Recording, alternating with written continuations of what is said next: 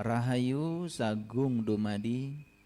Semoga seluruh makhluk hidup di semesta ini, baik yang kelihatan maupun yang tidak kelihatan, di setiap ruang dan waktu, di semua tingkatan, senantiasa hidup berbahagia. Semoga kita semua selalu menjadi sumber cinta, sumber sukacita, sumber rahmat, sumber kebahagiaan bagi semua makhluk dimanapun mereka berada. Ajaran leluhur kita yang paling utama adalah memayu hayuning bawono. Kita diutus ke dunia ini, tugas kita yang paling utama adalah ikut mempercantik dunia yang sudah cantik ini. Maka sebaik-baik manusia adalah yang bermanfaat bagi manusia lain. Sebaik-baiknya manusia adalah yang memiliki nilai untuk makhluk yang lain. Tidak ada yang lebih berharga dalam hidup ini yang melampaui nafas kita. Karena nafas adalah kekayaan yang sesungguhnya kita miliki. Semua hal yang kita upayakan bertahun-tahun akan berpindah tangan dalam sekejap, tepat saat nafas kita sudah berakhir. Banyak sekali manusia yang terus-menerus menghabiskan waktu hidupnya mengumpulkan yang akan dia tinggalkan. Sementara dia sendiri tidak sadar bahwa suatu saat kita akan menghembuskan napas yang terakhir. Dan ketika napas yang terakhir sudah dihembuskan, dan napas tidak mau lagi masuk ke tubuh kita, karena napas itu sangat cerdas. Ketika tubuh kita tidak layak pakai lagi, dia juga saat keluar tidak masuk lagi. Itu yang disebut dengan kematian. Sesederhana itu sebetulnya kematian.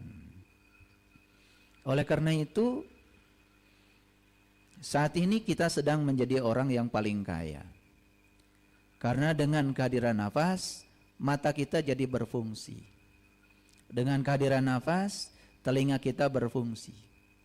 Dengan kehadiran nafas, mulut kita berfungsi. Saya pernah bergurau. Ada orang yang merasa dirinya miskin. Kemudian saya bilang, boleh enggak matamu yang sebelah itu saya beli 2 triliun. Mau enggak?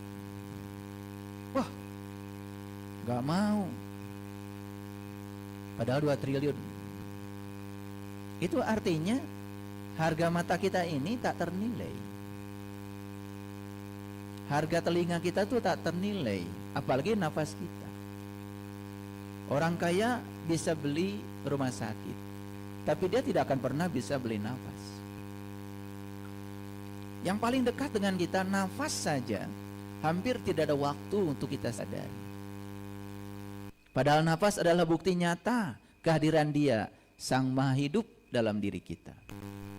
Kita masih mencari-cari Dia di luar diri kita, padahal kita masih bernafas. Sedangkan nafas sendiri adalah penghubung antara diri kita yang di dalam dengan diri semesta yang tanpa batas.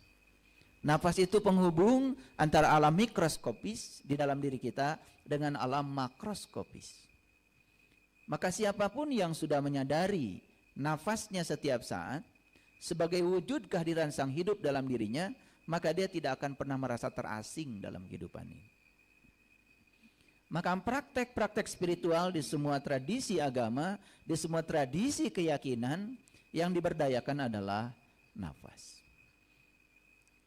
Makanya banyak sekali teknik-teknik olah nafas. Coba bayangkan ya, orang menciptakan pesawat, menciptakan kapal laut, menciptakan berbagai jenis kendaraan berbahan bakar bensin. Mereka hanya menggunakan napas biasa. Napas biasa, napas alami. Seperti sekarang. Ini napas alami maksudnya. Tidak diberdayakan. Tidak tarik napas, tidak tahan napas, tidak buang napas. Hanya menggunakan napas alami saja, orang bisa mencipta sesuatu yang berguna dalam kehidupan. Bayangkan kalau kita bisa memberdayakan nafas. Karena saat nafas masuk, kita juga tidak sadar kalau kita sedang mengambil kehidupan dari ruang kosong ini. Dan hampir semua orang menyangka kalau ruang kosong ini adalah kosong. Makanya orang-orang yang berkesadaran menganggap ruang kosong ini adalah kecerdasan semesta tanpa batas. Karena di ruang kosong ini semua proses penciptaan terjadi. Di ruang kosong ini segala sesuatu yang indah tercipta. Kita menanam bunga kan di ruang kosong. Kita menanam pohon rambutan di ruang kosong. Kita menanam pohon duren di ruang kosong. Dan kita cuma menanam saja. Dan setelah menanam, kemudian kita tidur, kita pergi. Tahu-tahu sudah berbuah.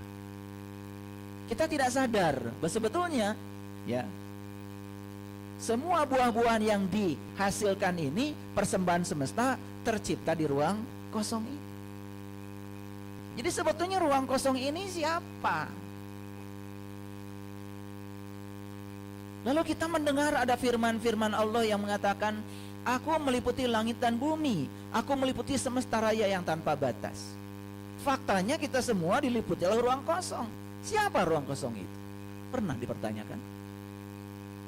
Kita hidup dalam ketidaksadaran. Seperti ikan yang hidup di samudra, dia masih mempertanyakan di mana air. Jadi lucu ya, kita hidup dalam tubuhnya semesta, kita hidup dalam tubuhnya dia, sampai sekarang kita tidak kenal kepada dia, masih mempertanyakan di mana dia. Karena otak kita ini sudah tumpul. Otak ini hanya menjiplak, menduplikasi, hanya mengikuti keyakinan-keyakinan seperti kebanyakan orang tanpa berpikir sedikit pun. Coba renungkan. Sekarang kita sedang mengambil kehidupan dari sini, bukan?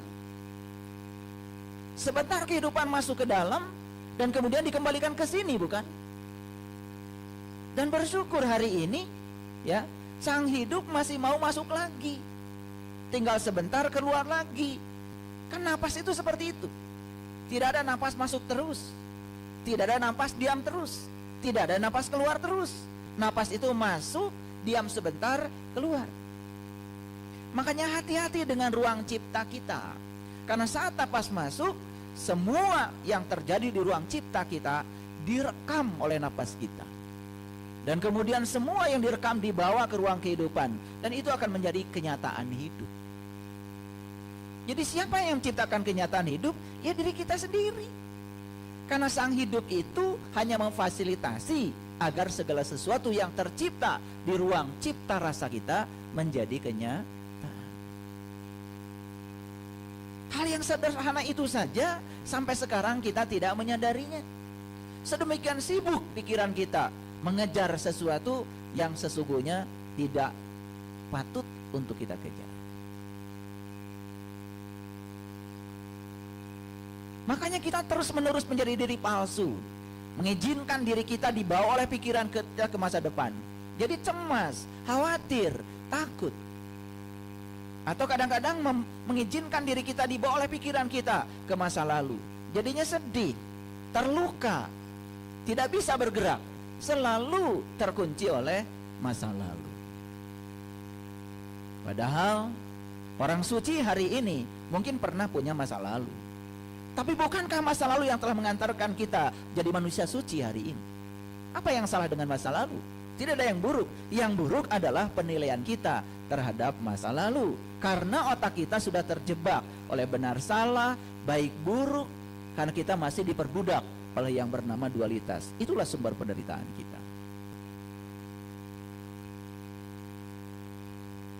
Dan kita lupa bahwa sesungguhnya sumber penderitaan kita adalah pikiran kita yang sampai hari ini belum mencapai kesadaran. Sumber penderitaan kita adalah diri kita sendiri. Jadi seharusnya hidup ini menakjubkan. Harusnya hidup ini berkelimpahan berkah. Harusnya hidup ini bahagia. Dan kita dilahirkan ke semesta ini bukan untuk menderita. Kita didatangkan ke semesta ini untuk menjadi manusia-manusia yang berbahagia. Cuman kita sampai sekarang tidak tahu cara untuk mencapai kebahagiaan itu. Karena membedakan mana bahagia, mana senang, sampai sekarang saja belum tahu. Punya rumah baru itu namanya senang. Makan enak, sesuai dengan yang kita mau, itu namanya senang. Jadi senang itu adalah mendapatkan. Sedangkan bahagia itu justru kebalikan dari senang. Karena bahagia itu justru melepaskan. Mendapatkan uang itu baru senang, belum bahagia. Tapi kalau uang yang kita dapat itu kita gunakan untuk membuat orang lain tersenyum, melihat senyum orang dengan uang kita, baru kita bahagia. Jadi bahagia itu berbeda dengan senang. Senang itu mendapat, sedangkan bahagia melepaskan. Kita selama hidup hanya ingin mendapat, tidak mau melepaskan, tapi ingin bahagia. Kan tidak nyampe-nyampe bahagianya. Itulah kebodohan kita selama ini. Beragama sudah bertahun-tahun, hanya sibuk dengan ritual agama, itu pun yang dilakukan tidak membangun kesadaran. Hanya mengikuti kebanyakan orang, lalu berharap nanti di hari kemudian akan mendapatkan pahala. Padahal hidup itu di sini, saat ini, sekarang. Rasulullah bersabda, kalau kamu ingin tahu ahli surga, lihat kehidupannya sekarang. Karena ciri ahli surga itu salah satunya adalah dirindukan selalu oleh tetangganya. Yang dirindukan bukan rumahnya, bukan kemegahan rumahnya, bukan kebanyakan hartanya, bukan status sosialnya. Yang dirindukan itu karena apa? Kebaikan hatinya, kemurahan hatinya. Coba, orang yang murah hati pasti dirindukan. Betul apa tidak? Dan kapan orang murah hati? Orang itu kalau sudah mencapai kebahagiaan, sudah bisa melepaskan yang dia miliki, pasti murah hati. Dan itulah yang disebut dengan orang yang sudah mencapai kebahagiaan, yaitu mereka yang sudah selesai dengan dirinya sendiri. Membedakan mana senang mana bahagia saja, bertahun-tahun kita beragama tidak tahu. Padahal semua kalau ditanya ingin bahagia. Kan lucu. Betul apa tidak? Yuk sekarang di ruang kesadaran ini kita ngaji ya, lebih dalam lagi. Karena kita selama ini ngajinya terlalu banyak keluar. Sekarang ngajinya ke dalam. Oleh karena itu mari kita bersyukur, hari ini kita masih bernafas, kekayaan yang tak terbatas masih ada dalam diri kita, dan itu adalah kekayaan yang melampaui segalanya. Oleh karena itu mari kita puji Dia bersama-sama membaca hamdalah. Alhamdulillah. Mari kita awali kajian kita hari ini bersama-sama merasakan kehadiran Dia dalam diri kita. Karena Dia selalu hadir, tidak pernah tidur, tidak pernah ngantuk. Bahkan Dia tidak pernah meninggalkan kita walau sesaat pun. Kita saja yang sering merasakan seakan-akan kita terpisah dari Dia karena ketidaksadaran kita. Oleh karena itu, dengan penuh kesadaran kita sapa asma Allah dengan kelembutan dan cinta, seraya membaca basmalah. Bismillahirrahmanirrahim.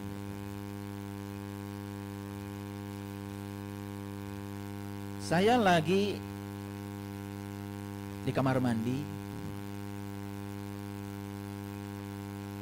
dengan kesadaran penuh. Saya melihat semua barang-barang di kamar mandi. Ada kloset yang saya gunakan bukan buatan saya. Lihat ke bawah, ada keramik yang bagus, bukan buatan saya. Lihat sebelah, ada pintu dengan segala aksesorisnya. Ada pegangan pintu, ada engselnya, ada aluminium, bukan buatan saya. Lihat sebelah, ada sikat gigi, pasta gigi, sabun mandi, bukan buatan saya.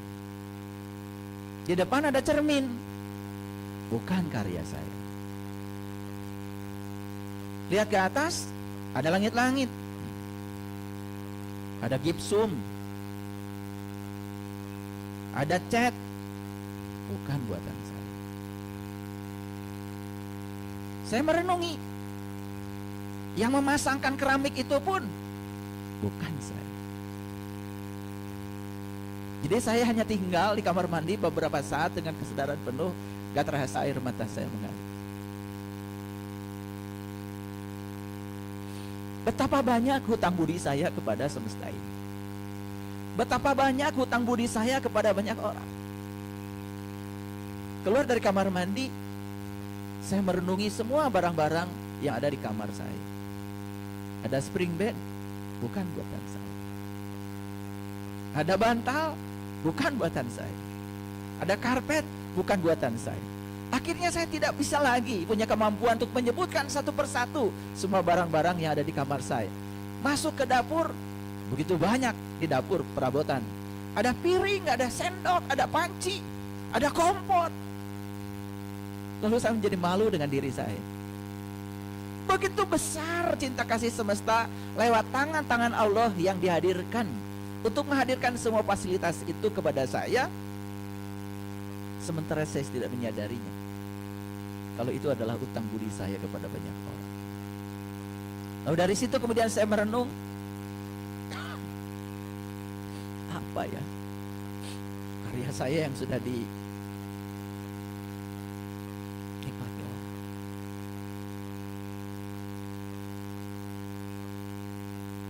Kebaikan apa yang sudah dirasakan orang ya dari saya.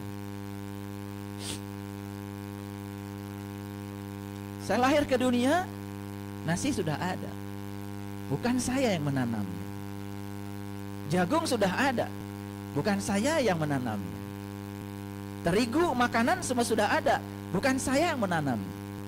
Dan hampir tidak ada makanan yang saya santap hasil tanaman saya. Saya makan buah pisang, saya makan alpukat, saya makan buah-buahan, tidak ada hasil tanaman saya. Kalau di semesta ini tidak ada cinta, tidak ada kekuatan positif yang ada pada diri masing-masing mereka itu, tentu saja tidak akan ada karya-karya itu. Dan kita akan sulit hidup kalau tidak dibantu oleh semua fasilitas itu. Saya pakai mobil ke sini, bukan buatan saya.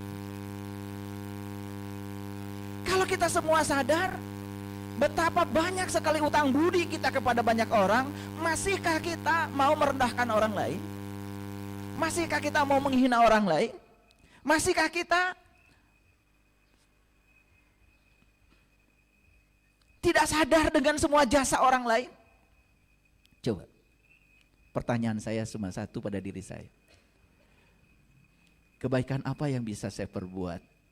Karena begitu banyak orang dengan kebaikannya menyumbang kebaikannya untuk saya. Baju yang saya pakai ini bukan buatan saya. Siapa yang menanam kapasnya? Siapa yang memintal benangnya? Siapa yang membuat kainnya? Siapa yang menciptakan mesin untuk memintal kain? Saya pernah jalan-jalan ke sahabat kita yang punya pabrik tekstil. Untuk membuat kain itu ternyata jarumnya banyak. Saya melihat betapa banyak sekali keruwetan di situ. Hanya untuk menciptakan kain saja. Kalau tidak ada cinta kasih di sana, tidak ada kekuatan positif di sana, mungkin mesin tekstil pun sampai sekarang tidak pernah ada. Apalagi ditarik lebih jauh lagi. Bagaimana Allah Sang Maha Cinta menyediakan semua yang ada di semesta ini? Bagaimana? Yuk, kita sadari sekarang. Betapa kita ini setiap hari berutang budi kepada banyak orang. Betul? Kita makan ikan, makan ayam, makan daging. Berapa banyak makhluk yang harus terbunuh demi untuk makanan kita. Sadar?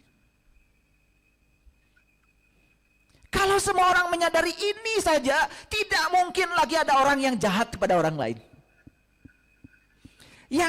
Yang tersisa di sini hanya dorongan. Bagaimana cara saya mengembalikan semua kebaikan ini kepada banyak orang? Saya membaca tulisannya Einstein, ya, seorang ahli fisika. Dia mengatakan, terlalu banyak utang budi yang harus saya bayar dalam kehidupan ini.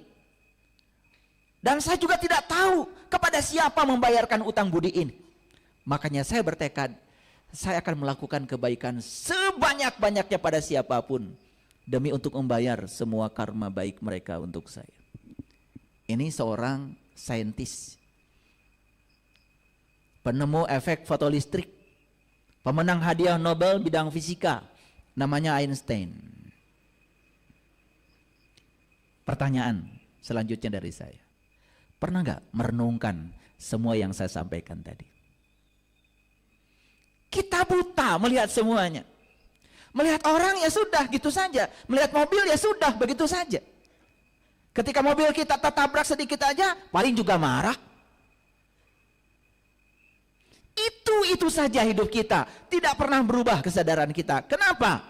Karena sampai hari ini mata batin kita masih buta.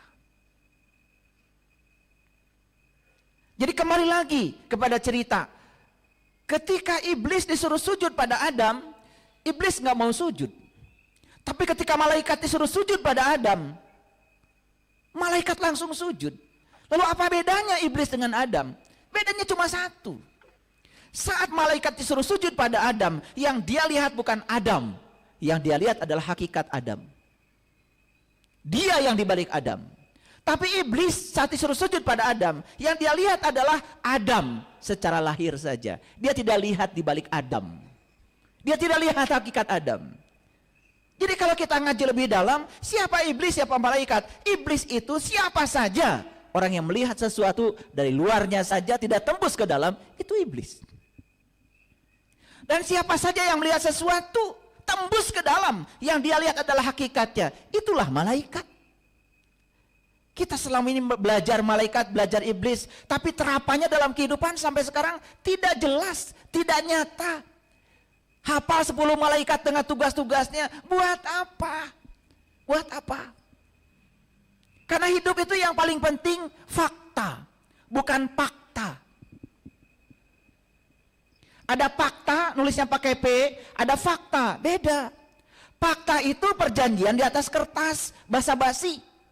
Kalau fakta itu adalah kenyataan, itu adalah realitas. Makanya ada fakta integrasi. Apa sih? Basa-basi. Bikin slogan, bebas daerah atau zona bebas korupsi. Jangan dikira loh, di kantor di mana ada tulisan zona bebas korupsi, jangan-jangan sedang pengumuman kalau di situ masih ada korupsi.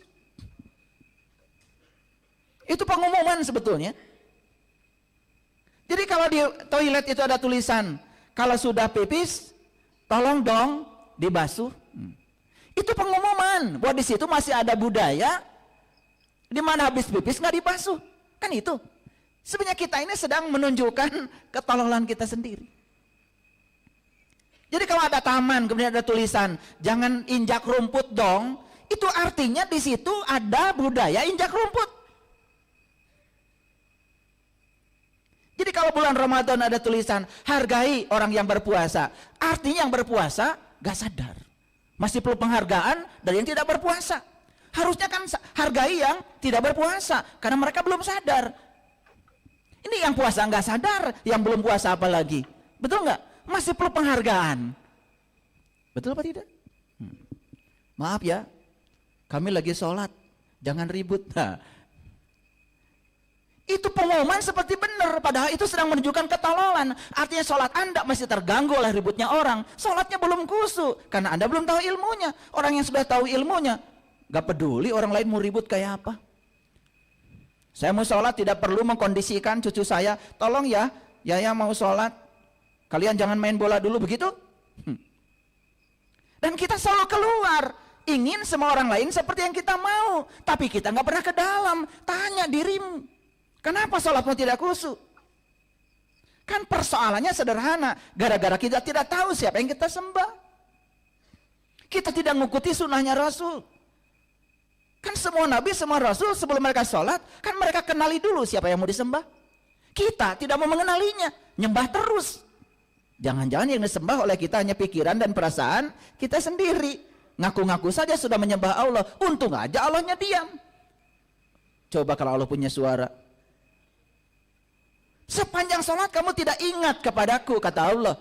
Yang kamu ingat adalah urusan-urusanmu. Yang kamu sembah itulah pikiranmu sendiri. Untung Allah nggak kayak gitu. Lalu kita dijaga aib kita oleh Allah. Betul apa tidak? Nih, kuliah kesadaran. Belum masuk. Ya. Belum masuk ke judul ini. Masih prolog dulu. Oleh karena itu, maka judul kita hari ini adalah hidup untuk sesama adalah hukum alam. Jadi hidup untuk sesama itu hukum alam. Jadi kalau kita hidup hanya untuk diri kita sendiri, bahkan punya orang juga dicuri oleh kita, bahkan hak orang pun diambil oleh kita, itu sudah melanggar hukum alam. Dan hadiah buat para pelanggar hukum alam itu sudah bisa dipastikan pasti penderitaan. Oleh karena itu, pertanyaan dari saya sederhana, mau mematuhi hukum alam atau melanggar hukum alam? Mengikuti hukum alam ada berkah dari alam. Melanggar hukum alam berarti kita menentang alam. Paham? Oke. Jadi sebetulnya semua penderitaan yang kita rasakan dalam hidup ini sederhana. Karena selama ini kita banyak menentang hukum alam. Hadirin, mendapatkan rezeki itu hak. Tetapi membagikan yang kita dapat itu kewajiban. Awas ya, jangan dibalik-balik. Mendapatkannya jadi kewajiban, kemudian membagikannya jadi hak. Sebetulnya hak dan kewajiban itu seperti itu. Kita mendapatkan kehidupan yang bahagia, hak. Tapi membahagiakan orang itu kewajiban. Nah kita ini lupa, setelah mendapatkan hak kita lupa menunaikan kewajiban kita. Itulah sumber penderitaan kita selama ini. Paham ya? Oke. Kalau sudah paham, mulai masuk sini. Pertanyaan mendasar tadi. Coba sebutkan peralatan hidup yang digunakan sehari-hari yang dibuat oleh orang lain. Bisa nggak? Hadirin bisa menyebutkan berapa banyak peralatan yang dibuat orang yang digunakan oleh kita sehari-hari yang ada di dapur? Banyak? Wah. Belum keran, belum pipa, betul nggak? Wah. Saya tadi bicara di prolog tadi, saya sendiri sampai tidak sanggup untuk menyebutkan semuanya. Jadi betapa banyak hutang budi kita kepada banyak orang, bukan? Oke. Berapa banyak di kamar mandi? Ini jangan cuma mendengar kajian saya, nanti praktekkan. Begitu di dapur, coba duduk dulu tenang, tarik napas sebentar, duduk. Lihat semua yang ada di dapur. Mana karyamu? Ada gitu sendok buatanmu? Ada piring buatanmu? Iya. Cuman karena kamu pinter baca kitab suci, waduh, sombongnya kayak apa? Padahal sebaik-baik manusia yang berguna bagi manusia lain. Pertanyaan saya, yang bikin sendok berguna? Yang bikin piring berjasa? Yang bikin panci berjasa? Yang bikin ember berjasa? Masih saja kita menganggap, oh mereka itu orang-orang yang sibuk dengan dunianya. Begitu? Kalau kamu menganggap dirimu lebih hebat dari orang lain, harus dibalik lagi pikiran kita. Kita pintar baca tulis Quran, kita bisa membaca kitab suci, yes, itu nggak apa-apa, bagus. Tapi itu belum apa-apa kalau hidup kita belum berarti bagi orang lain. Karena Nabi Muhammad mengatakan tidak ada sebaik-baik manusia yang pintar ini, pintar itu. Sebaik-baik manusia yang berguna bagi manusia lain. Saya bukan mengatakan yang pintar baca tulis Al-Quran tidak berguna, ada gunanya juga. Kalau hidupnya bagus.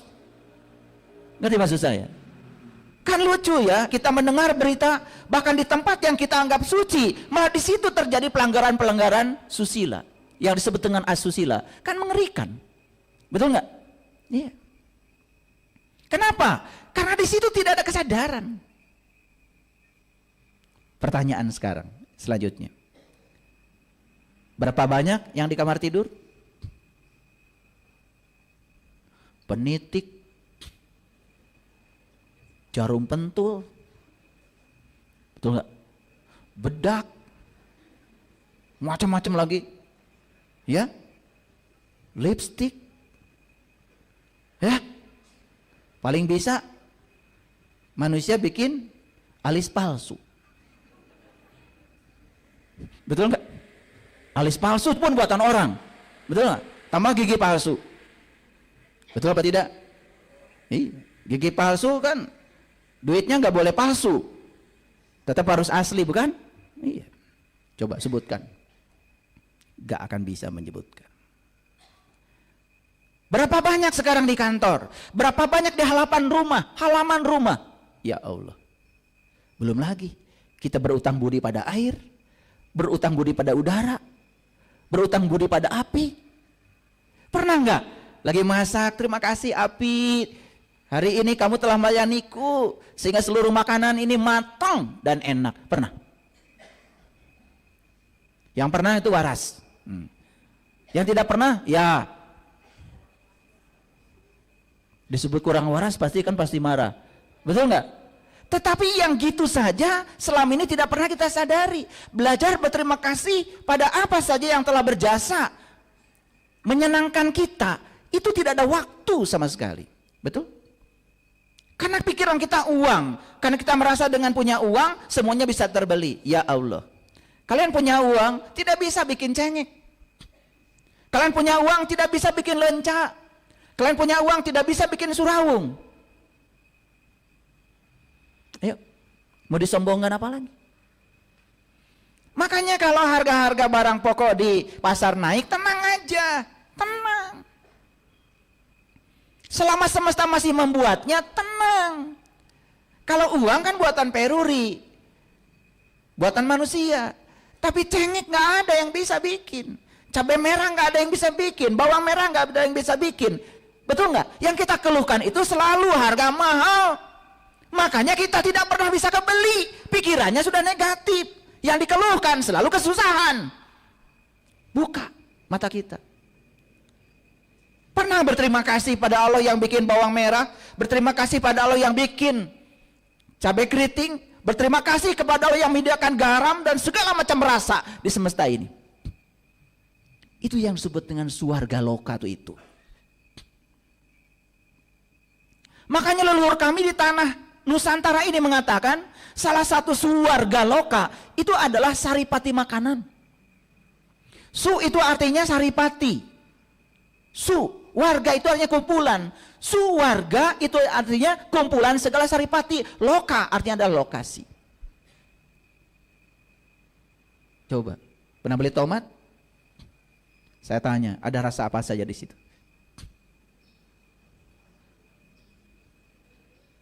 Nggak akan bisa menceritakan. Yang jelas di situ ada rasa tomat. Mau diulang satu-satu dianalisis nggak bisa. Nggak bisa. Betul? Subhanallah. Kumpulan segala saripati ada di tomat, ada di jeruk, ada di apel, ada di anggur. Tanahnya sama, tetapi mereka memberikan rasa yang berbeda kepada kita. Itu namanya swarga loka di tingkatan dasar. Udah adiluhung leluhur kita itu. Makanya leluhur kita mengatakan matahari adalah swarga loka. Bumi kita swarga loka. Makanan yang kita santap swarga loka. Itu swarga. Ya Allah. Bapak Ibu, pernah lihat bunga yang warna-warni? Indah.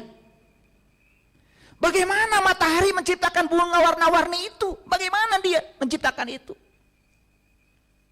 Sadar. Sinar putih ini ternyata memiliki warna merah, warna jingga, warna ungu, warna nila, warna biru. Dan matahari suka mengenalkan kepada kita, lihat aku, kata matahari. Kadang-kadang dia mengenalkan kepada kita dalam bentuk pelangi. Pelangi itu apa? Itu sinar matahari yang polikromatik ini diurai menjadi sinar-sinar yang monokromatik sesuai dengan panjang gelombangnya. Jadi warna-warni.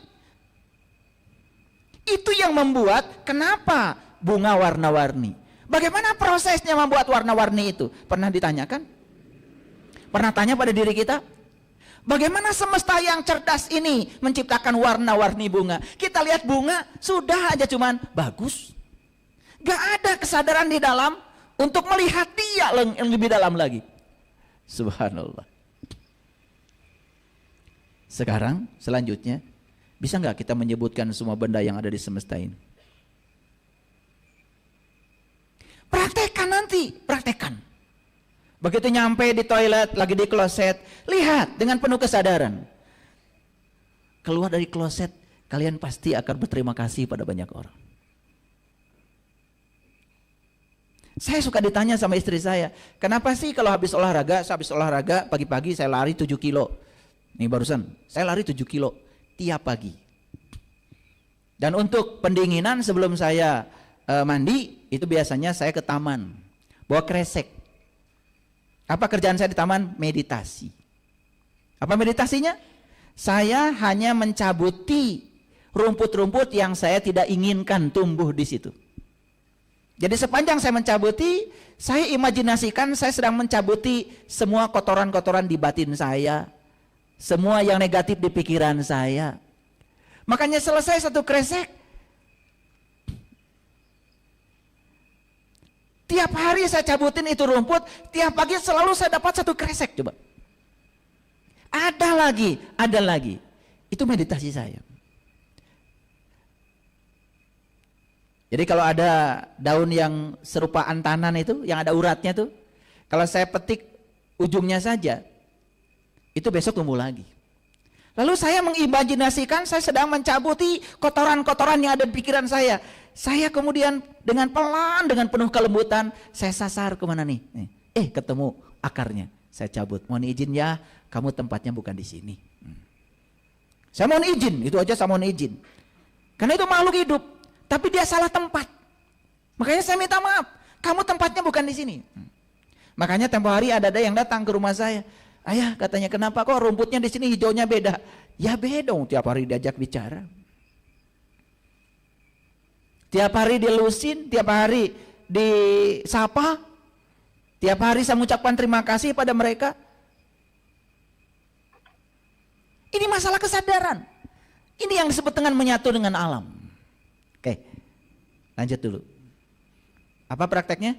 Nanti pulang ke rumah, ambil pensil, ambil kertas, tulis semua yang kita lihat, alat-alat di rumah, dan semua tanyakan pada diri kita, yang mana yang buatan kita. Ya.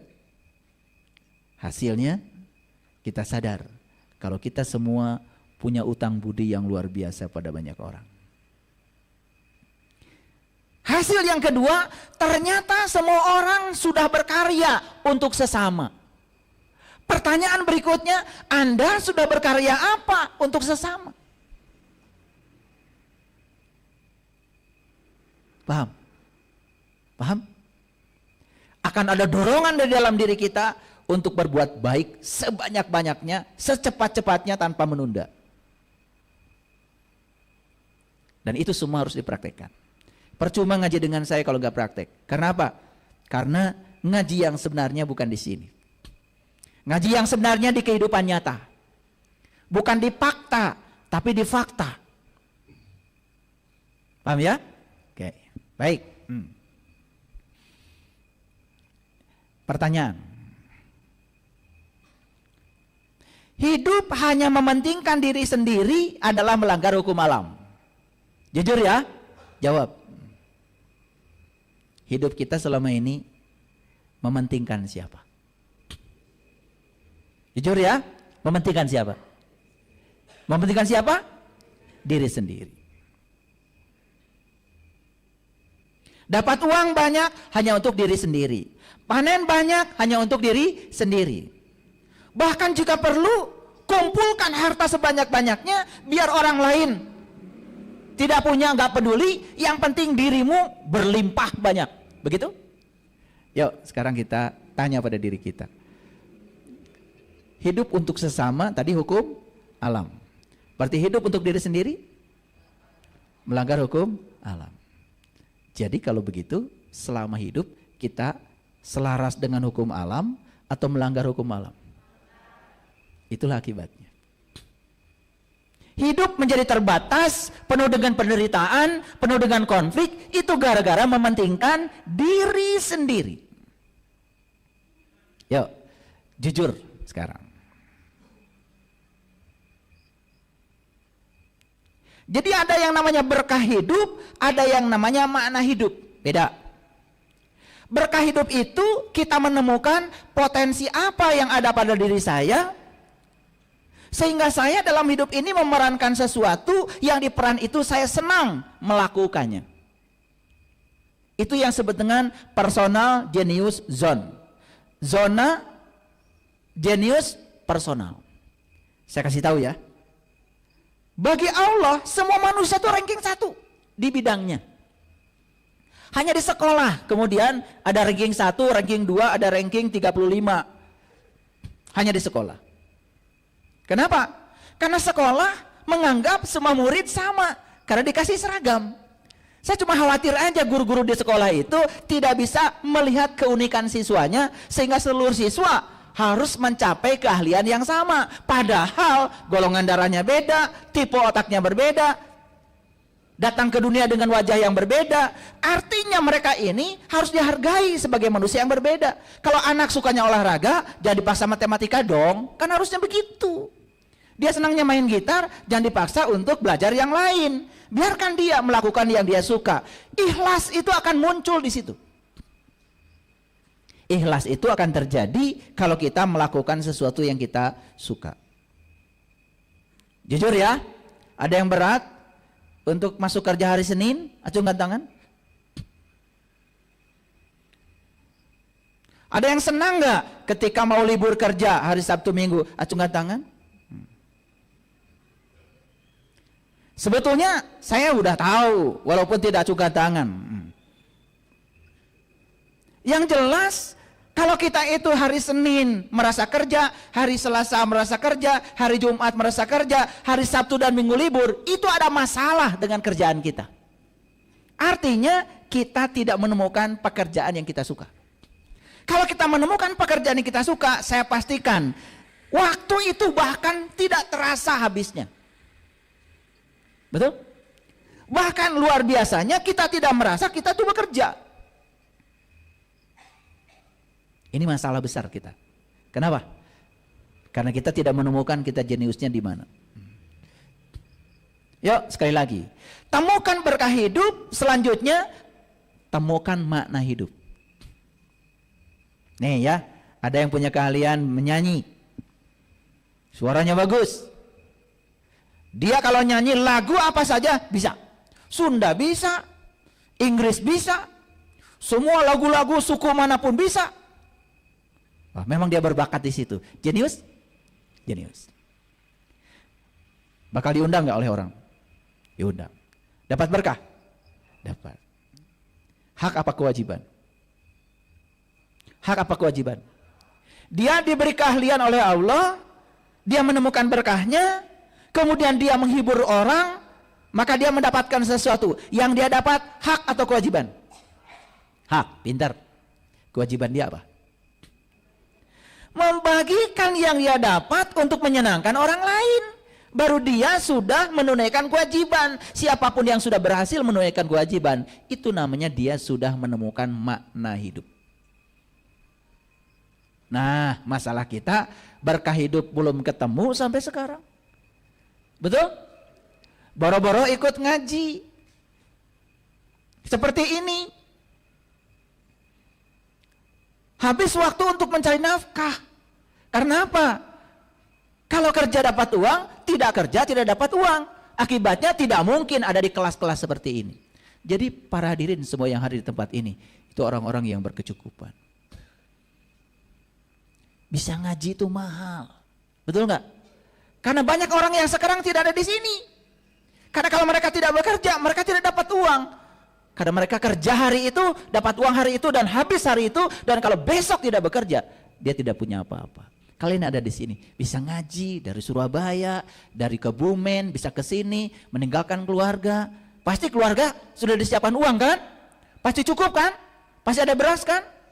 Itu kemewahan yang luar biasa dari Allah. Udah gitu ngajinya ngaji kesadaran. Habis ngaji tambah sadar, bukan habis ngaji tambah nggak sadar. Tambah keren lagi. Itu karma baiknya banyak itu. Ngerti sekarang? Ada berkah hidup, ada mana hidup. Yuk, sekarang tanya lagi pada diri kita, sudah ketemu berkah hidupnya belum? Kalau berkah hidup belum ketemu, maka sampai hari ini kita belum bisa bermakna hidupnya. Karena makna hidup itu baru ketemu kalau berkahnya sudah ketemu. Bagaimana kita bisa membantu orang kalau kita juga justru harus dibantu? Betul nggak? Bagaimana bisa menerangi orang kalau kita masih dalam kegelapan? Bagaimana kita bisa membangunkan orang? Kita juga masih tidur. Bagaimana kita bisa mengingatkan orang yang lupa? Kita sendiri masih mabuk. Paham? Tuh, makanya leluhur kami di tanah Jawa Barat ini ngasih ilmu yang luar biasa. Sing bisa nulung kanu butuh, nalang kanu susah, ngahudangkeun kanu sare, nyaangan kanu poekeun, sing bisa nepak kanu poho, anteur anu keung. Hebat. Jadi orang tua kita ini, leluhur kita itu mengajarkan iman bukan sebagai kepercayaan lagi, tapi iman itu sudah nyurup menjadi akhlak. Makanya ciri orang yang beriman kata Rasulullah, ciri orang yang beriman itu kata Rasulullah, tidak disebut orang yang beriman jika dia tidur nyenyak, sementara tetangganya tidak bisa tidur karena kelaparan. Hebat. Jadi iman itu cirinya itu adalah kita menjadi orang yang bermakna, bernilai bagi sesama. Pertanyaan saya, adakah di ruangan ini yang hidupnya tidak mau bernilai? Ada? Saya pastikan tidak ada. Tetapi tidak berusaha agar hidupnya bernilai. Itu yang jadi masalah. Membiarkan dirinya dalam keadaan lupa. Lupa bahwa sesungguhnya dia dikasih berkah yang luar biasa oleh Allah. Jadi dari ujung sana sampai ujung sini, dan semua yang ikut kajian di media sosial saat ini, saya pastikan buat kalian semua, kalian itu datang ke dunia ini direncanakan Allah untuk menjadi kepanjangan tangan Allah, menyampaikan cinta kasih Allah. Kalian semua hebat. Kenapa tidak hebat? Salah asuh pada dirimu sendiri. Awas, jangan menyalahkan orang lain ya. Kita salah asuh ketika mengasuh diri sendiri. Jangan salahkan orang lain, jangan salahkan orang tua. Orang tua sudah berjasa luar biasa. Mereka telah menjadi marga lantaran kita lahir ke semesta ini. Kita salah asuh pada diri kita sendiri. Ulangi ya, kalau hidup kita hari ini tidak menakjubkan, kita salah asuh pada diri kita sendiri. Oke? Yuk lanjut dulu. Jadi berkah hidup itu apa? Menjadi profesional dalam bidangnya. Karena setiap kita ini sebetulnya dikasih kesempatan untuk menjadi jenius. Dan saya percaya semua kita itu jenius. Lah, kok saya belum menemukan saya jeniusnya di mana? Karena selama ini tidak ngaji diri. Selama ini tidak berusaha mengenali diri sendiri. Itulah pentingnya kita profiling diri kita. Saya jenius di bidang apa? Temukan berkahnya di situ. Tapi belum selesai. Setelah berkahnya ditemukan, tugas kita berikutnya adalah membagikan berkah itu supaya kita jadi orang yang bermakna. Itu namanya kita sudah mematuhi hukum alam. Kenapa? Hidupnya buat sesama. Yuk, saya mau tanya. Ada sungai yang meminum airnya sendiri? Ada pohon yang pelit, tidak mau berbagi buahnya buat manusia. Ya, hari ini dia berbuah, besok udah hilang dimakan dirinya. Ada? Sungai tidak meminum airnya sendiri, setuju? Berarti sungai diciptakan oleh semesta supaya dia bermakna bagi sesama. Memenuhi hukum alam? Yes. Pohon tidak memakan buahnya sendiri, setuju? Setuju? Oke. Berarti pohon memenuhi hukum alam? Oke. Matahari tidak bersinar untuk dirinya sendiri, setuju? Bahkan siapa tahu sampai sekarang matahari tidak pernah merasakan sinarnya. Karena semua sinarnya diberikan buat semua makhluk. Bahkan matahari tidak pernah terlambat bangun, walaupun para penontonnya masih tidur. Betul nggak? Jam-jam bangun matahari itu. Dan gak peduli. Dia bangun karena apa? Dia memenuhi hukum alam. Bahkan saat para penontonnya masih pada tidur, matahari langsung saja melakukan pertunjukan. Karena matahari tidak butuh kalian. Karena matahari tugasnya adalah memenuhi hukum alam, menyinari alam semesta.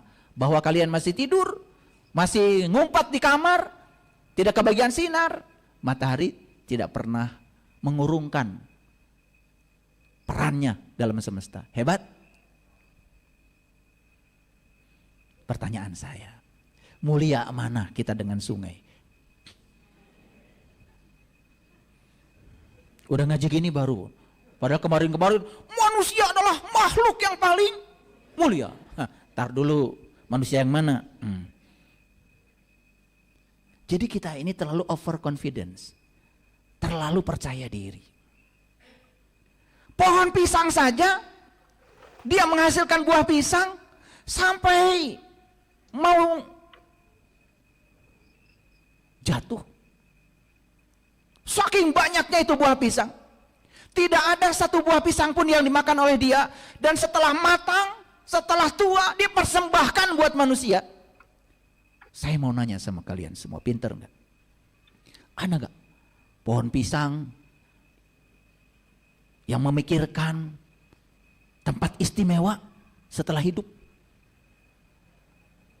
Kata pohon pisang, karena saya sudah menyumbangkan semua pisang karya saya, maka saya minta disediakan surga. Ada?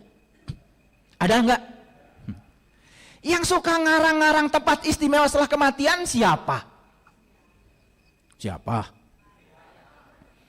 Jangan bilang manusia dong, saya. Karena belum tentu manusia. Karena nanti saya mau cerita manusia itu siapa. Sebentar lagi. Minum dulu ya. Bismillah. Hari ini ngajinya nggak berat ya, nggak berat hari ini. Dibuat ngajinya jadi ringan-ringan hari ini. Tapi semoga setelah ini kita semuanya jadi sadar. Duh, betapa banyak ya utang budi saya. Kapan saya membayarnya? Udah gitu tiap hari hanya bikin onar, menebarkan kebencian, menebarkan fitnah, menebarkan berita hoax, meracuni ruang kehidupan. Kalah sama pisang, kalah sama sungai, kalah sama matahari. Bunga tidak menebar keharuman untuk dirinya sendiri, setuju? Buat siapa harumnya bunga?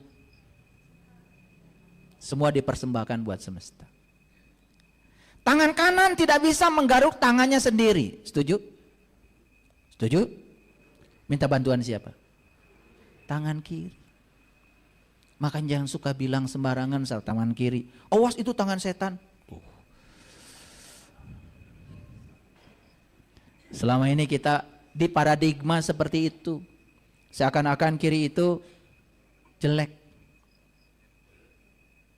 Sampai anak pun dimarahi ketika nerima uang pakai tangan kiri. Awas itu tangan setan, kan tangan anakmu. Berarti anakmu? Nah loh. Karena itu paradigma sudah nempel di sini, ya sudah seperti itu. Bahwa tangan kanan gatal, yang garuk tangan kiri. Tangan kiri gatal, yang garuk tangan kanan. Itu artinya apa? Ini saja Allah berikan pelajaran kepada kita bahwa tangan kanan diciptakan untuk sesamanya. Tangan kiri diciptakan untuk sesamanya. Kenapa manusia hidupnya tidak untuk sesama?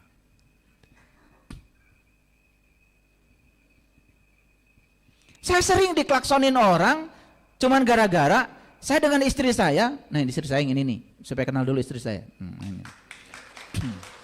Ini, pokoknya di ruangan ini paling cantik deh, menurut saya. Ini,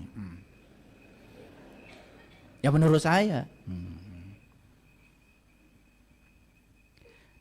Gara-gara apa? Gara-gara kami ini kemanapun pergi, begitu lihat orang, kemarin Lihat ada orang jualan sayur, sudah sepuh, mana hujan. Udah, ya, berhenti. Kita nggak beli sayurnya, udah sayurnya bagikan aja. Pokoknya udah, ya, dibayarin aja sayurnya semua. Dan bahagianya luar biasa saat melihat beliau tersenyum. Dan saya juga nggak butuh sayur. Lah, baru aja orang kerja di rumah, Pak, BHCF. Tenang kayak siang ayam ngintun. Tahu-tahu udah 3 karung aja. Bukan hanya beras, segalanya. Botolnya. Jadi ternyata hidup itu gratis semuanya kalau kita sudah bisa letting go, sudah bisa melepaskan semuanya. Tidak ada rasa khawatir. Makanya saya bilang kalau ada orang ke rumah, maaf ya, ini teman-teman dari sini ke rumah, silakan kalian di rumah ada beras, ambil beras. Saya tidak pernah ngumpetin rezeki di rumah, tidak pernah dimasukkan ke gudang gitu, nggak pernah. Biarkan beras itu kelihatan supaya kalau orang yang butuh bisa minta. Ternyata semakin terbuka semacam itu, semakin banyak yang datang. Itu hukum alam. Semakin banyak kita memberi, semakin banyak kita menerima. Gratis hidup itu kalau kita sudah bisa membuka kerannya. Maaf ya, kalau susah, beras aja susah, ada masalah dengan dirimu. Ada masalah di sini. Belum melepaskan. Karena kita terjebak oleh kesenangan untuk mengumpulkan. Tidak mau melepaskan, makanya kita tidak akan pernah bahagia sepanjang hidup seperti itu. Nih saya kasih tahu, orang-orang yang melanggar hukum alam hidupnya mementingkan diri sendiri, jauh dari bahagia. Cepat tua. Banyak penyakit.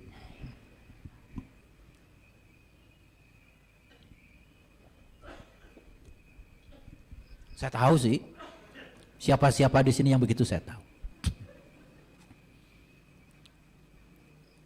Bahkan kita makan makanan tidak ada hasil tanaman kita sendiri, bukan? Betul?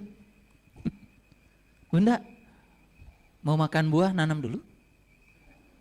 Makan rambutan nanam dulu? Makanya saya di sana tuh di kebun, di Jelekong itu. Setiap ada yang ngasih bibit sama saya, langsung saya tanam. Subuh-subuh saya tanam. Kenapa? Saya belum tentu memetik buahnya. Karena saya sadar, saya hari ini mendapatkan buah dari hasil tanaman orang. Makanya saya nanam sebanyak-banyaknya. Siapa saja yang metik, udah gak usah dipikirkan. Coba kalau semua kita, aduh saya kalau nanam kelapa, umur saya 70. Kelapa 10 tahun. Gak jadi deh. Kenapa? Ya nanti kalau saya yang nanam orang lain yang metik. Rugi dong saya. Orang yang tipe-tipe kayak gitu. Aduh. Stroke.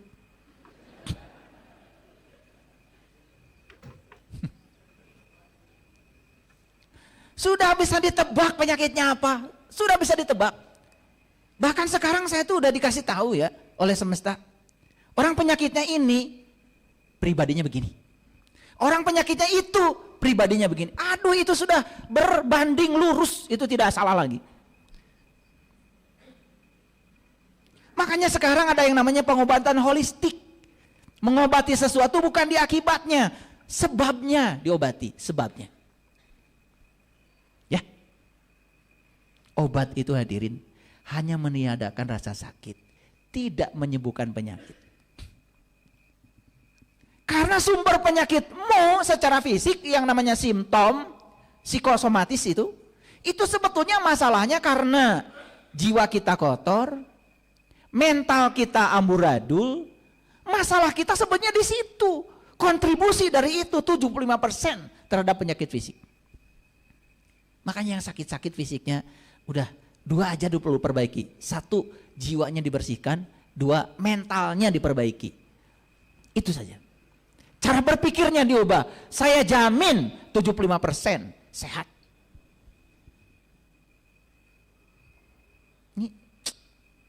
banyak penyakit. Ya, oke. Lanjut ya. Ulangi lagi.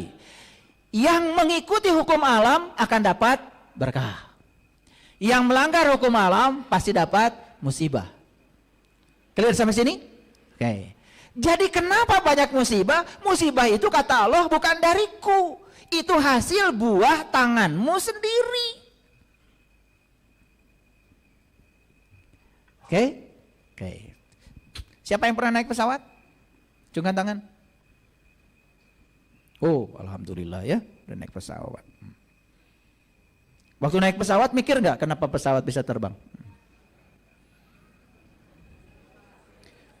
Udah yakin saya, udah yakin naik pesawat pasti langsung tidur itu.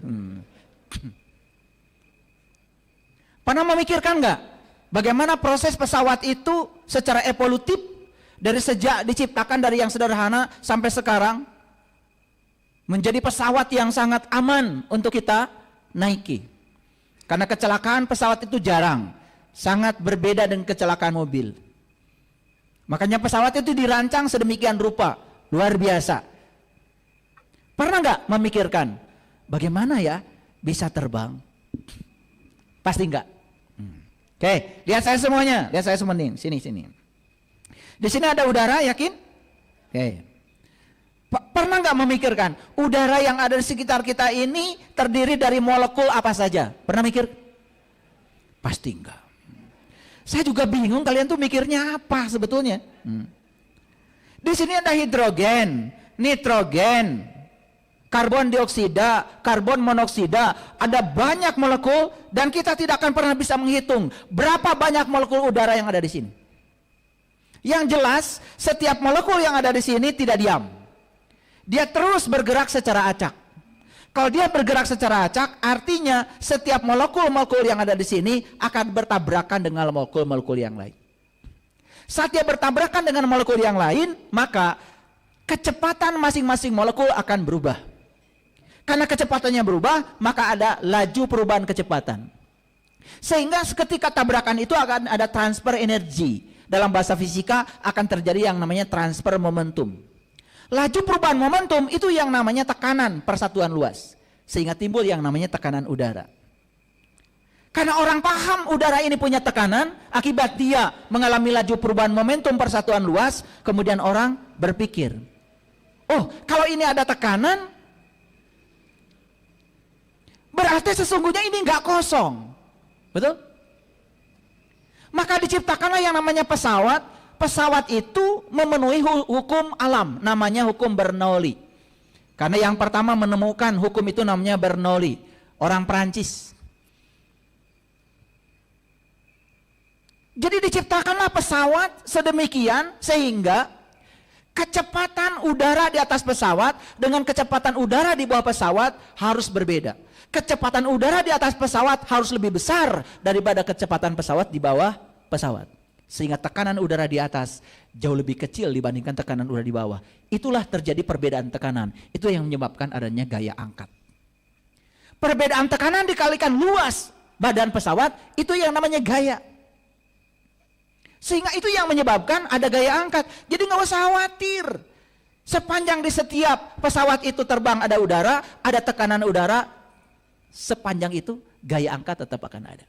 Untuk apa gaya angkat? Melawan gaya gravitasi bumi. Saya mau nanya sekarang, pasti nggak ngerti kan? Mikir yang kayak gitu aja sudah gak kepikiran. Yang penting naik pesawat dan tidur. Yang penting nanti sampai di sana bisa belanja, gitu kan? Ya, bagaimana kita bisa mengenali cara semesta bekerja? Yang gitu aja nggak kepikiran. Bahkan mungkin kalau ditanya, ya, coba, kenapa mobil bisa bergerak? Kenapa bensin bisa berubah menjadi putaran roda ban? Yang gitu saja mungkin tidak pernah kepikiran. Bagaimana bisa menghargai karya orang kalau kita tidak mau berpikir? Itu masalahnya. Karya orang saja tidak dihargai, apalagi karya Allah, af'alnya Allah. Tapi jujur ya, jujur. Orang yang bikin pesawat itu kaya nggak? Kaya nggak? kaya. Berkah bukan itu? Berkah. Kenapa dia dapat berkah? Karena dia mampu memanfaatkan hukum alam. Ada hukum alam nih di sini. Kalau udara itu punya tekanan. Karena dia punya tekanan, maka direkayasa dengan menciptakan pesawat sehingga terjadi perbedaan tekanan di atas pesawat dengan di bawah pesawat. Itu yang menimbulkan gaya angkat. Sehingga orang ini karena menggunakan hukum alam, selaras dengan hukum alam, dapat berkah? Dapat berkah. Ini bukti kalau selaras dengan hukum alam dapat berkah. Pernah naik kapal laut? Acungkan tangan. Oh, luar biasa. Kenapa kapal laut bisa berjalan? Karena ada hukum alam, namanya hukum Archimedes. Setiap benda yang tenggelam dalam suatu saat cair, dia akan mendapatkan gaya angkat ke atas, namanya gaya Archimedes. Gak perlu saya jelaskan, pusing kalian nanti. Yang jelas hukum Archimedes hukum alam bukan? Sunatullah bukan? Nah, orang menciptakan kapal. Orang menciptakan kapal kaya? Kaya. Kenapa? Dia dapat berkah. Kenapa dia dapat berkah? Karena selaras dengan hukum alam. Wah, kalau saya urai semuanya, subhanallah. Itulah luasnya pengetahuan. Bapak Ibu, terasa nggak hidup di zaman di mana HP ini sudah ada di genggaman kita? Terasa? Saya percaya di ruangan ini ada yang pernah hidup tanpa HP. Kalau lihat usianya, ada ya? Oke. Di ruangan ini pasti ada orang yang pernah hidup di mana dulu telepon itu pakai kabel. Ada ya? Kalau lagi masak di dapur, kemudian ada kring, lompat heula kan di dapur? Betul nggak? Begitu sampai di tempat telepon, udah nggak ada lagi yang telepon. Kelamaan jalannya, betul nggak? Ini saya lihat wajah-wajah ini, wajah-wajah masa lalu. Pernah hidup begitu? Ada yang pernah hidup di zaman dimana bikin tulisan harus pakai mesin tik, masih ingat ya? Sudah selesai satu lembar, kemudian yang terakhir karena ngantuk, cek, salah ketik. Itu digantinya selembar, Pak. Masih ingat ya? Masih ingat? Oke. Kita hidup di zaman di mana teknologi begitu luar biasa memanjakan kita. Kenapa? Karena lahirlah orang-orang yang mau memanfaatkan hukum alam.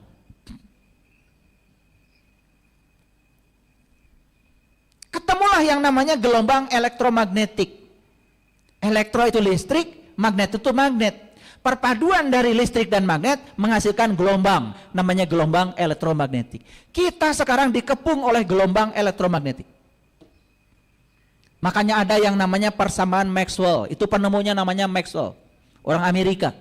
Dia menemukan 4 persamaan gelombang elektromagnetik. Gara-gara itu kemudian tercipta berbagai macam produk teknologi sekarang. Luar biasa. Sekarang kirim video bisa? Bisa?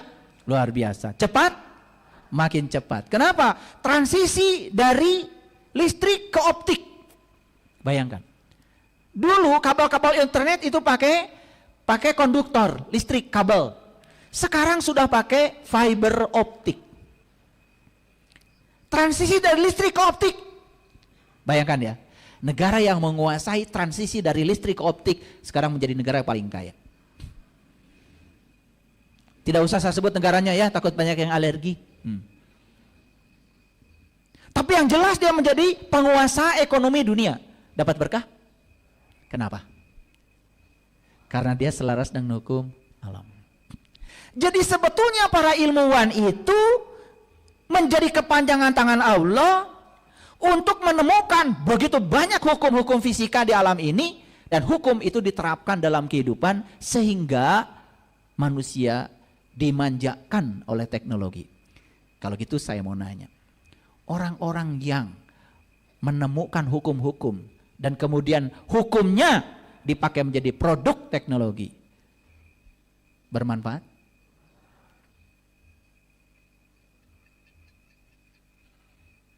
Dan selama ini kita sering terjebak oleh pikiran konyol. Cuman karena mereka tidak bisa idgham biguna, idgham bilaguna. Padahal mereka menciptakan pesawat langsung masuk neraka. Dan kalian-kalian yang sudah bisa nun ketemu lam, bukan man, malam, malam, masuk surga? Gak bikin apa-apa?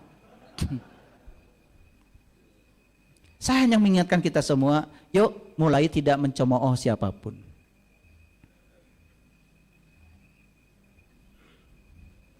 Bapak Ibu, pernah jatuh tulang retak? Pernah? Ada? Oke. Oh, Pak Casikun, retak sebelah mana? Oke. Operasi ya? Oh enggak? Terus tahu tulang retak gimana? Ya patah. Tahu itu patah gimana? Di ronsen kan? Di ronsen. Ronsen itu nama orang. Ronsen itu nama orang Jerman. Siapa? Dia yang menemukan hukum alam. Yang ditemukan oleh dia namanya sinar X. X-ray namanya. Yuk kita lihat. Gara-gara ada X-ray ditemukan, segala macam penyakit yang tidak kelihatan dengan mata kasat mata, bisa ketemu. Betul? Sekarang teknologi udah naik lagi, USG, dengan menggunakan gelombang mekanik, namanya fonon. Kalau X-ray itu namanya foton. Itu teknologi. Terbantu enggak? Dokter itu tidak mau mengoperasi sebelum yakin berapa banyak tulang yang retak. Apakah harus digip atau tidak? Betul? Gara-gara apa? X-ray. Jujur ya, orang yang menemukan X-ray ini kaya. Kenapa dia kaya? Karena dia menggunakan semua potensi kecerdasan yang Allah berikan pada dirinya untuk suatu penemuan.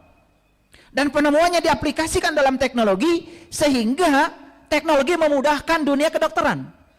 Bayangkan dengan adanya X-ray yang bengek langsung ketemu. Oh, itu ada masalah, ada flex di paru-parunya. Kan begitu? Coba. Yang ada batu di ginjalnya, oh ketemu.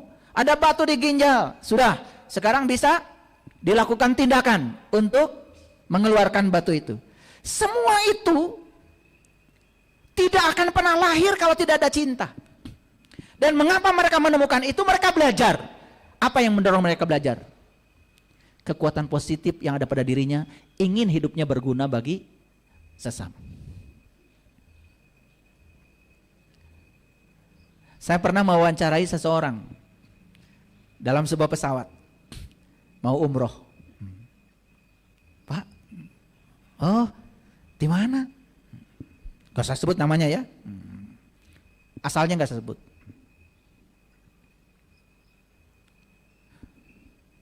Umroh ya Pak ya? Umroh. Bapak tahu gak dulu Pak, sebelum ada pesawat, kalau kita mau umroh itu 40 hari Pak, bisa sampai 3 bulan naik kapal laut. Iya. Ini yang bikin pesawat ini siapa? Amerika.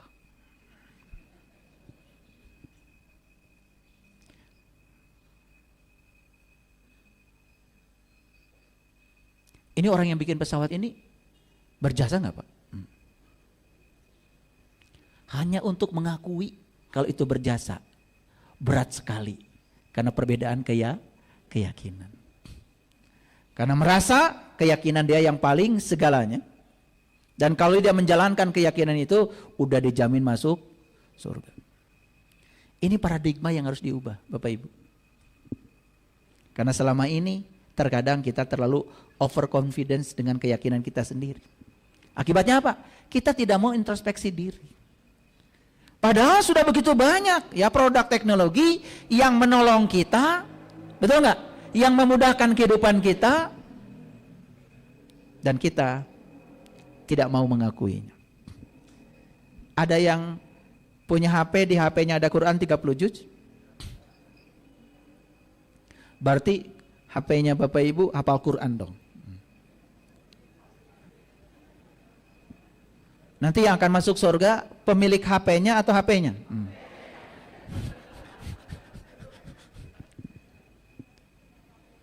Baru hafal beberapa ayat aja udah sombongnya kayak apa? HP aja hafal 30 juz nggak sombong. Betul nggak? Maaf ya.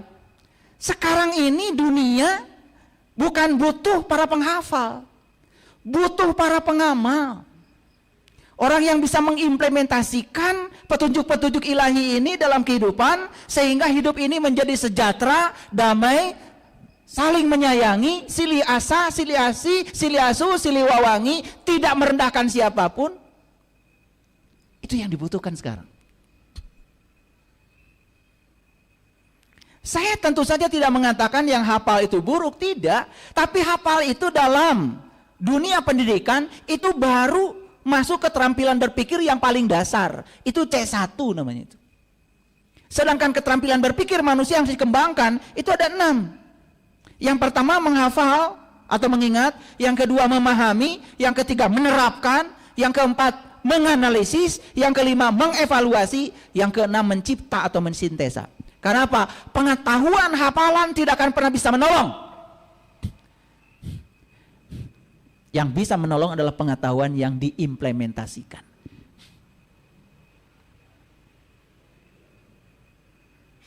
Jadi, kalau baru hafal, belum apa-apa. Karena tugas kita adalah menerapkan, menganalisis, mengevaluasi, sampai mensintesa. Sehingga pengetahuan itu menjadi matang dan siap diimplementasikan. Yuk, sudah berapa tahun hafal Bismillahirrahmanirrahim? Saya nanya jujur, sudah berapa tahun hafal Bismillahirrahmanirrahim? Udah berapa tahun? Oke. Sudah berapa tahun hafal Alhamdulillahirrahmanirrahim? Oke. Sekarang kita cek ya. Kita cek. Bismillahirrahmanirrahim. Atas nama Allah yang Maha Pengasih dan Maha Penyayang. Sadar dengan kalimat itu? Oke. Kita cek, sadar enggak? Kalau mengatakan atas nama Allah yang Maha Pengasih dan Maha Penyayang, berarti saya dalam kehidupan ini membawa visi dan misi Allah. Berarti saya dalam kehidupan ini membawa rencana besar Allah untuk menyampaikan cinta kasih Allah di semesta ini agar saya menjadi kepanjangan tangannya menyampaikan Rahman dan Rahimnya Allah. Pertanyaan saya, betul gitu? Sudah menjadi wakil Allah menyampaikan Rahman dan Rahimnya Allah?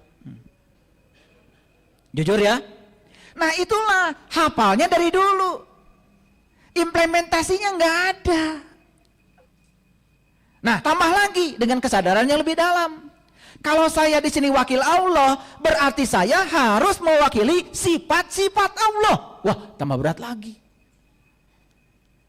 Coba saya tanya, kalau Allah menyayangi kita karena kebaikan kita? Bukan.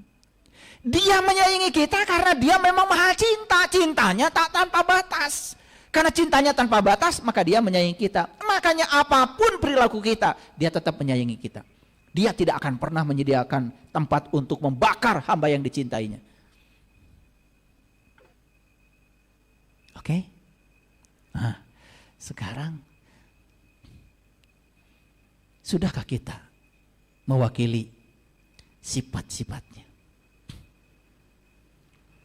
Sedangkan Allah di Quran mengatakan wa ahsin kama ahsanallahu ilaika. Berbuat baiklah kamu sebagaimana aku berbuat baik kepada kamu. Jadi sesuatu dikatakan perbuatan baik kalau melakukannya seperti Allah melakukan kepada kita. Jujur sekarang, Bapak Ibu melakukan kebaikan seperti Allah melakukan kebaikan pada kita? Tanpa keinginan, tanpa muatan. Orang mau jahat sama saya, orang mau baik sama saya akan tetap baik sama dia. Seperti Allah baik pada saya. Gitu? Nah, mulai kerasa bohongnya? Boleh kerasa bohongnya? Apalagi Alhamdulillahi Rabbil Alamin, segala puji habis buat Allah. Tuhan sang keberadaan. Suka pengen disanjung? Suka marah ketika orang lain tidak berterima kasih pada kamu? Wah, hebat ini, udah luar biasa ini. Berarti alhamdulillahnya sudah beres. Katanya segala puji habis buat Allah. Kalau habis buat Allah kan gak ada buat saya. Coba, 2 kalimat itu saja kalau diimplementasikan dalam hidup. Hadirin, tidak ada pasea. Tidak ada konflik. Kenapa? Saya datang ke dunia ini untuk menjadi kepanjangan tangan Allah, menyampaikan cinta kasih Allah, Rahman dan Rahimnya Allah. Saya adalah tangan Allah. Saya tidak berjasa. Yang berjasa adalah Allah. Kalau saya memberi, yang memberi bukan saya. Yang memberi adalah Allah. Makanya segala puji habis buat Allah. Terapkan dalam hidup. Kalian pasti bahagia. Gak usah 30 juz. 2 kalimat itu saja saya praktekkan dalam hidup. Saya praktekkan dalam hidup. Ya, dalam hidup. Ada orang yang jahat sama saya tetap baik sama dia. Malah suatu saat akan malu melihat kebaikan kita. Sudah digitukan, diginikan, tetap kita baik sama dia. Apa yang terjadi? Kita dianggap orang aneh. Betul nggak? Sabar-sabar teuing. Tuh. Padahal sabar itu cirinya tak berbatas. Sabar itu bisa menerima semua orang tanpa syarat. Itu sabar. Coba Al-Fatihah gak usah 1 surat. Bismillah, Alhamdulillah, terapkan dalam hidup. Udah membuat kita bahagia. Apalagi kalau 30 juz. Di mana letak kekurangan kita? Karena kita cuman hafal. Hafalnya di mana? Di kesadaran apa di mulut? Nih, sini. Malah sibuk ngurusi bacaannya. Bis, tipis, bis. Millah, tarkik, millahi. Sibuk ngurusi itu, bukan ngurusi implementasinya. Iya, karena kita tuh terlalu sibuk pada hal-hal yang kurang tepat. Padahal Bismillahirrahmanirrahim surat bukan? Surat bukan? Ada pesan nggak di dalamnya? Lebih dalam lagi kalau ngajinya. Bismillahirrahmanirrahim. Atas nama Allah yang Maha Pengasih dan Maha Penyayang. Apa saya layak mewakili Allah? Sementara saya kenal juga enggak.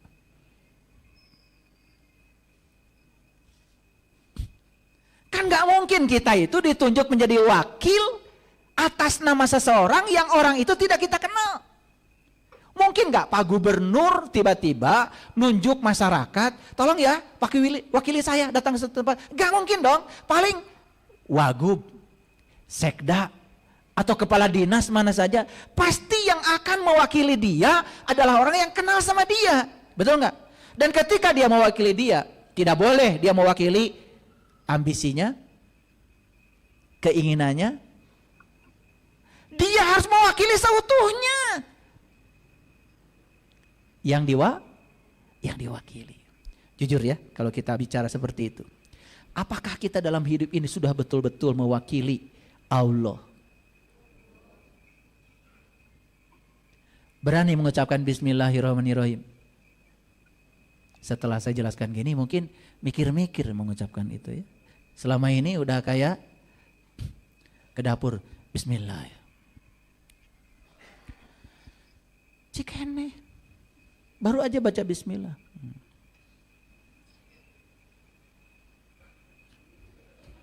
Marah-marah, betul nggak? Tiap hari masak kayak gini. Keluar tuh kata-kata tidak penting dari mulutnya. Baru aja bilang Bismillah.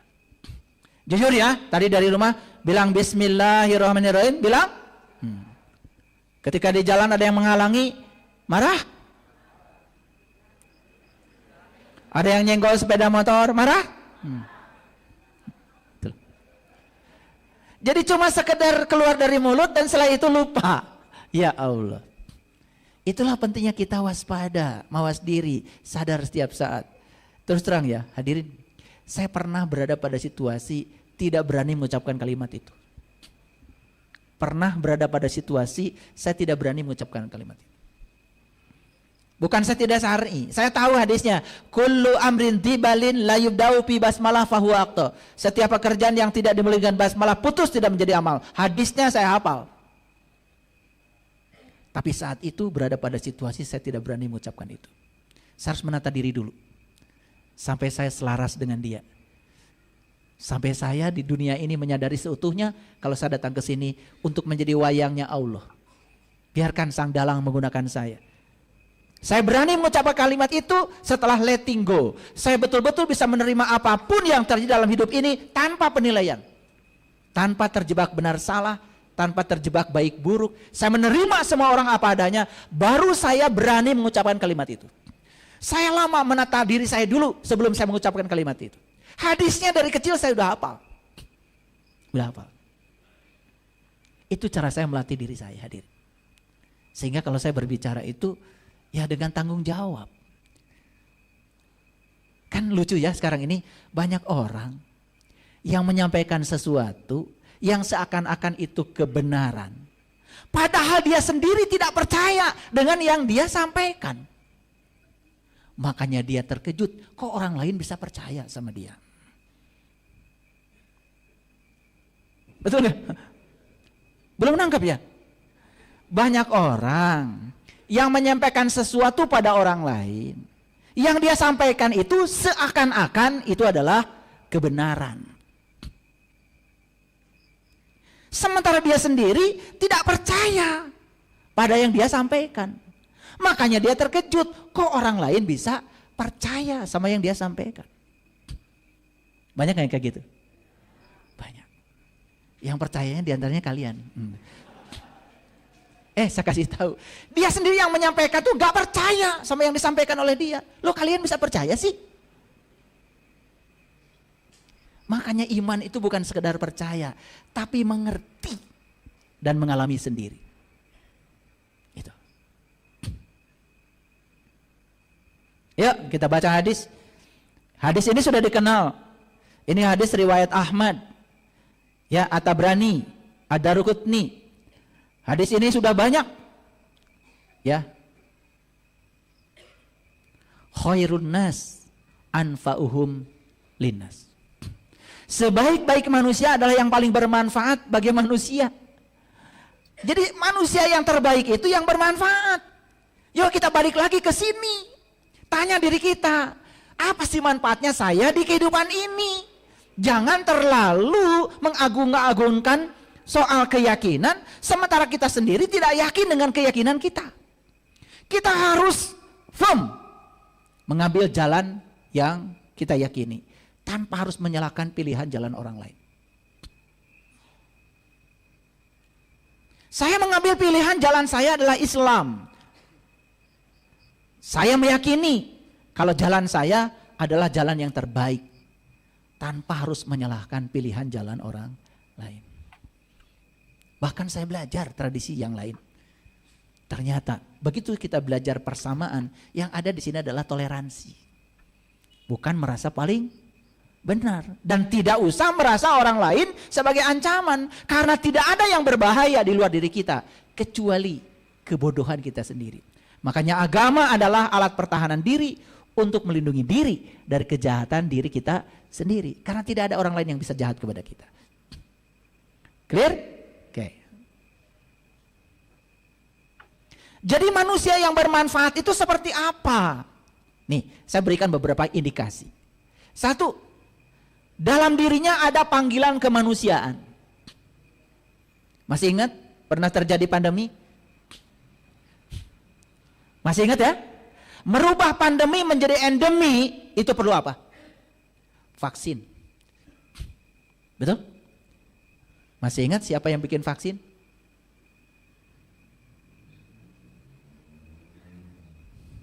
Kalian masih memikirkan keyakinannya apa yang bikin vaksin itu? Gak ada. Apapun yang disuntikan kepada kita, yang penting kita selamat dari corona saat itu, no problem. Betul?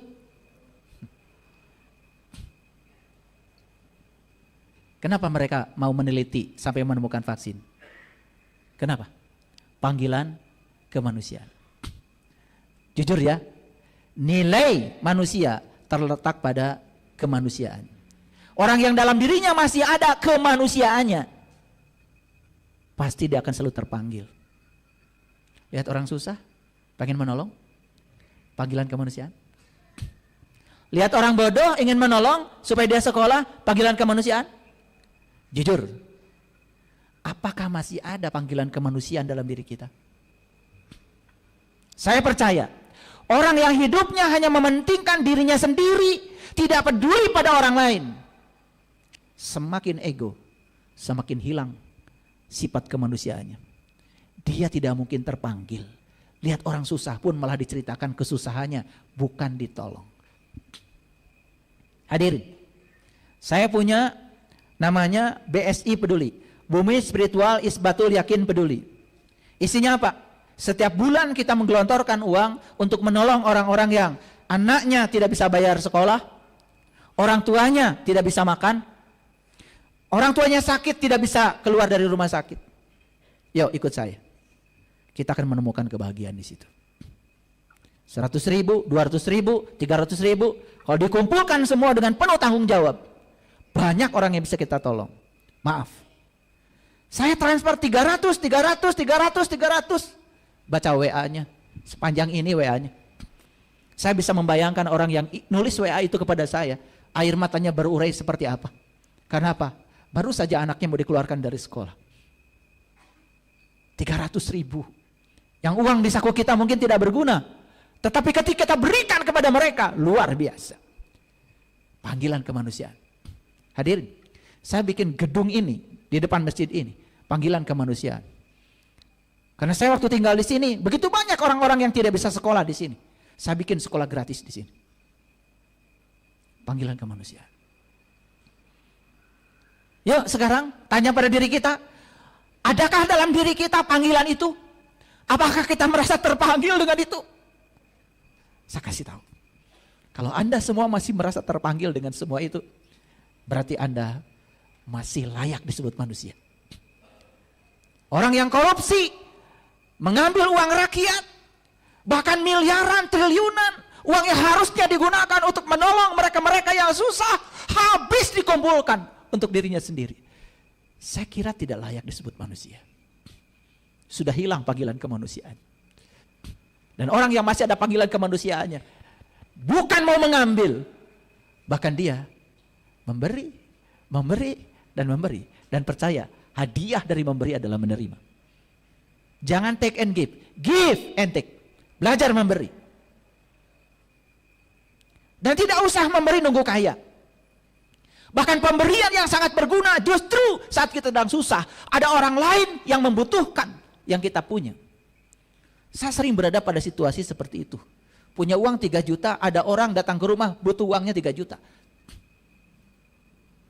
Dan kalau kita bermain-main dengan Allah, bertransaksi dengan Allah, gak usah ragu. Kasih aja semuanya.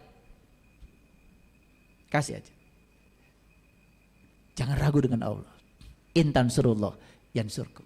Jadi menolong Allah, bukan menolong Allah yang gaib. Tolong Allah yang nyata. Wujudnya apa? Orang-orang yang susah di sekitar kita, itulah Tuhan-Tuhan yang nyata yang perlu pertolongan kita. Menolong mereka sama dengan menolong Allah. Allah yang Maha Agung tidak perlu pertolongan kita. Yang butuh pertolongan kita adalah sesama kita yang susah.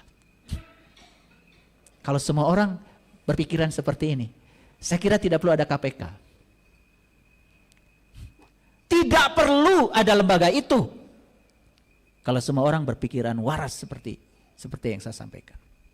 Kalau semua orang berpikir hidup untuk sesama dan mau memenuhi hukum alam, tidak perlu ada lembaga itu. Jadi sebetulnya cara bernegara kita ini terlalu ruwet. Karena banyak orang yang melanggar hukum alam. Kalau semua bisa kembali kepada hukum alam, semua menjadi sederhana. Negara kita negara yang sangat kaya dan punya segalanya. Kenapa masyarakatnya banyak yang menderita? Hadirin, ini masalah moral. Ini tanggung jawab kita bersama. Setuju?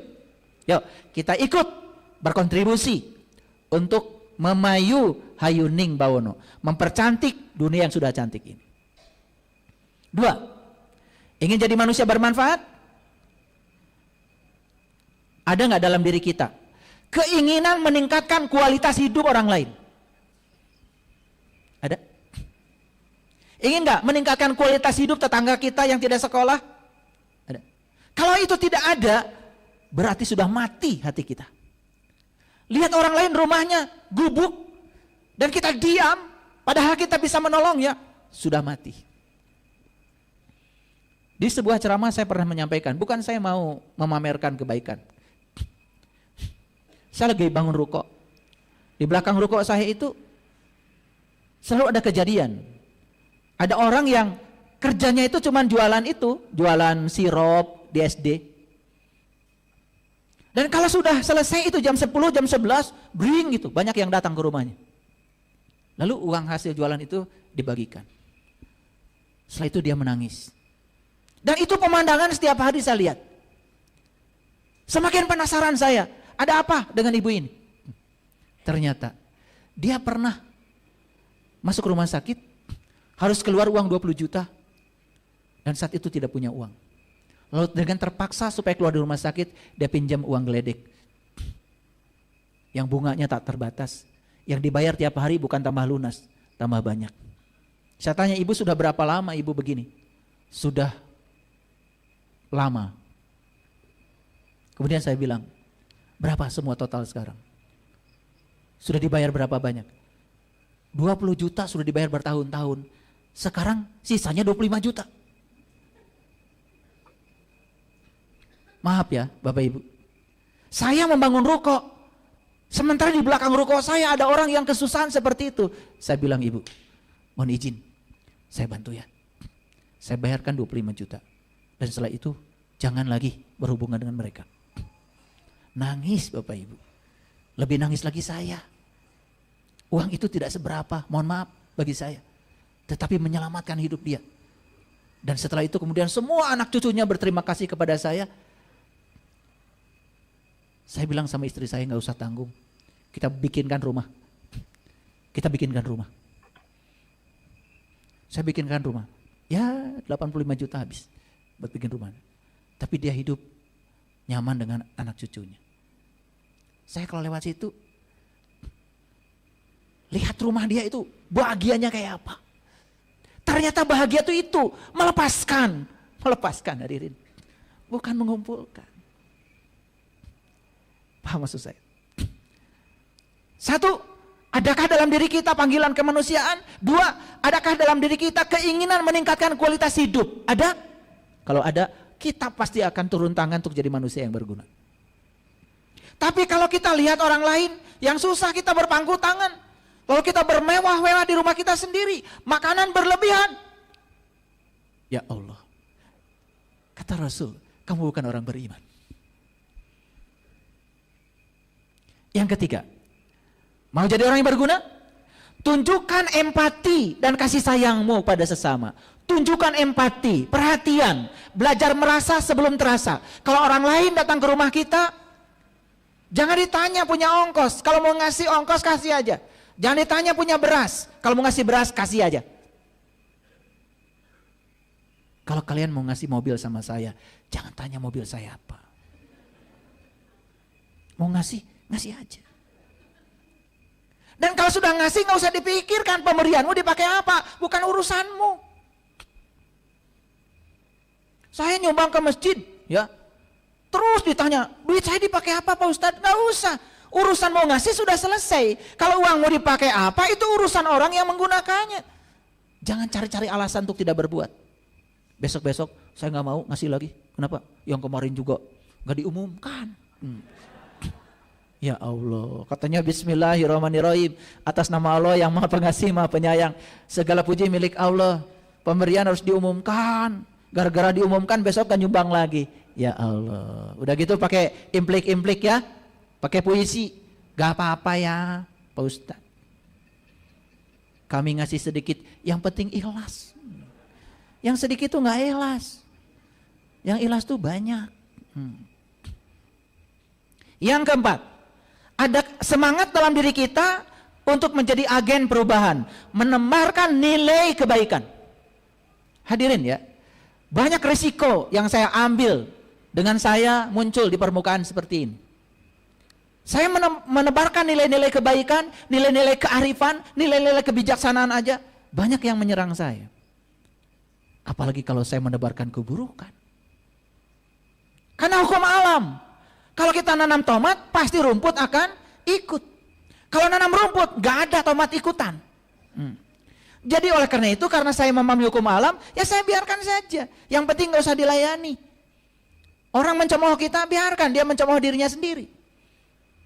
Orang menghina saya, biarkan. Saya tidak akan terhina, dihina. Tetapi yang jelas orang yang menghina saya, dia sudah menghinakan dirinya sendiri. Justru kalau saya balik menghina dia, saya merendahkan diri saya. Buat apa melayani yang seperti itu? Orang bodoh itu cuma satu, terima saja kebodohannya. Karena belum pernah pintar. Betul nggak? Iya. Kalau kita merasa pintar, terima orang bodoh apa adanya. Karena kasihan belum pernah pintar. Tetapi kita pernah bodoh kan? Iya. Kalian kadang-kadang suka menganggap diri paling sadar.